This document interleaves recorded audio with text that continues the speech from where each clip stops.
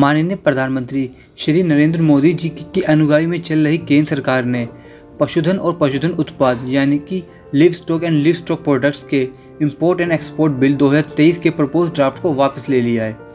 इस बिल को क्यों वापस लिया गया और इसे लेकर क्या विवाद था, उसको जानने के लिए शुरू करते हैं आज का वीडियो। सबसे पहले शुरू करते हैं क्या था ये बिल। ये bill live stock importation act 1898 और लिव स्टॉक अमेंडमेंट एक्ट 2001 को रिप्लेस करने के लिए लाया गया, जिस बिल का लिंक नीचे डिस्क्रिप्शन बॉक्स में है। इस एक्ट में कुछ नए पॉइंट्स को ऐड किया गया एनिमल्स के इंपोर्ट और एक्सपोर्ट को लेकर, जिसको लेकर बहुत सारे एनिमल लवर्स ने चिंता जताई। Department of animal husbandry and dairying, जो ministry of fisheries, animal husbandry और डेयरिंग प्रिपेयर्ड के अंदर आती है, उन्होंने एक ड्राफ्ट तैयार किया the livestock and livestock product importation and exportation bill 2023 और उसे पब्लिक डोमेन में 7 जून 2023 को रिलीज कर दिया। डिपार्टमेंट ने लोगों को 10 दिन का टाइम दिया, जिसमें उन्होंने उनसे कहा कि इस ड्राफ्ट को पढ़े और कमेंट करके अपनी राय दे। आपको बता दूं कि इस बिल में टोटल 4 पेज हैं, जिसमें कुल मिलाकर 10 सेक्शन दिए हुए हैं। ये बिल 3 मेन पहलुओं से मौजूदा बिल से अलग है। यह जीवित पशुओं के निर्यात की अनुमति देता है। यह पशु आयात निर्यात यानी पशुधन के बीच बिल्ली और कुत्तों सहित के दायरों को चौड़ा करता है और इस क्षेत्र को विनियमित करने के लिए राज्य सरकारों की शक्तियाँ छीन लेता है। आखिर मिनिस्ट्री नया कानून लाना क्यों चाहती है? मौजूदा समय में पशुओं के निर्यात को लेकर चल रहा कानून 125 साल पुराना है।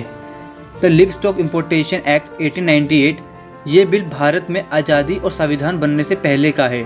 अंग्रेजों के ज़माने का बिल होने का हवाला देते हुए मंत्रालय ने इस ड्राफ्ट की घोषणा की और साथ साथ ये भी बयान दिया गया कि हालातों और ज़रूरतों देखते हुए मौजूदा चल रहे बिल में कुछ बदलाव जरूरी हैं। क्या नया है इस ड्राफ्ट में?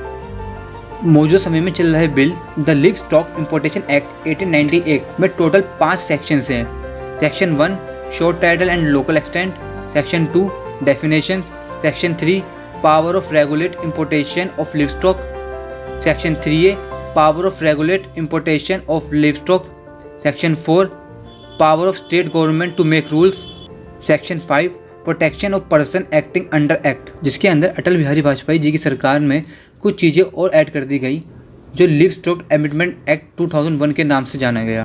इस एक्ट के अंदर मीट प्रोडक्ट के साथ साथ कुछ जीवों को भी शामिल किया गया था और इसके साथ साथ सरकार को ये ताकत दी गई थी कि वो जब मर्जी किसी भी चीज़ को प्रतिबंधित कर सकते हैं। हाँ, पहले ये बिल सिर्फ लिव स्टॉक का निर्यात करता था, वहीं इस ड्राफ्ट की मदद से एक्सपोर्ट भी शुरू हो जाएगा। इस नए ड्राफ्ट के सेक्शन 4 की मदद से सरकार को लिव स्टॉक को प्रमोट और डेवलप करने की पावर मिलेगी। नए प्रपोज ड्राफ्ट में कुल 10 सेक्शन हैं, जो कि बिल्ली और कुत्तों को इस आयात और निर्यात के प्रोग्राम में जोड़ने से बढ़ गए। जहां चल रहे पुराने लिव स्टॉक लॉ 1898 में घोड़ा, ऊंट, भेड़, बकरी इत्यादि जानवर शामिल थे, वहीं इस नए प्रस्तावित ड्राफ्ट में सभी प्रकार के जानवरों जैसे घोड़ा, गधे, खच्चर, भैंस, बैल, भेड़, बकरी, जलीय जीव, ये सूची बहुत लंबी है, तो अधिकतर सभी प्रकार के जानवरों को इंपोर्ट एक्सपोर्ट करने की पावर देते हैं, केवल उन जानवरों को छोड़कर जो किसी और एक्ट में प्रतिबंधित हैं। इस ड्राफ्ट के खिलाफ सरकार को आलोचना का सामना क्यों करना पड़ रहा है? समाज के कई वर्गों ने इस बिल की आलोचना की है। कई सारे एनिमल्स लवर्स, NGOs, औरतों और इंडियन टीम के एक्स कैप्टन कपिल देव जी ने इस बिल की आलोचना की है। इस संदर्भ में उन्होंने कहा है, इस बिल के कारण जानवरों के जीवन में बर्बरता और बढ़ जाएगी। लोगों का कहना यह भी है कि अब वियतनाम जैसे देश की तरह भारत में भी कुत्ते, बिल्ली और गधे जैसे जानवरों को मारकर खाया जाएगा। क्या सिर्फ देश में गोहत्या ही पाप है और बाकी जानवरों की जिंदगी का कोई महत्व नहीं? मिनिस्ट्री ने बिल वापस लेते हुए क्या कहा?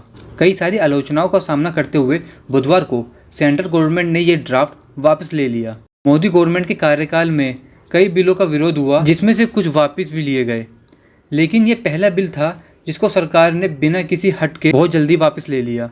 इस बिल को वापस लेते हुए गवर्नमेंट ऑफिशियल्स का कहना था कि यह ड्राफ्ट इसलिए ही पेश किया गया था कि वो लोगों की राय जान सके इस बारे में। अब उन्हें और टाइम मिलेगा इस बिल के बारे में सोचने के लिए। उन्होंने कहा, अब की बार सारी बातों को ध्यान में रखते हुए और लोगों के कमेंट्स को सोचते हुए बिल में बदलाव लाएंगे। दोस्तों, आप लोगों की क्या राय है इस बिल के बारे में? अपने विचार कमेंट करके बताएं। और अगर आप लोगों को ये वीडियो अच्छी लगी हो तो लाइक करें और शेयर करें अपने दोस्तों के साथ, और जुड़े रहिए हमारे साथ नेक्स्ट वीडियो के लिए। जय हिंद।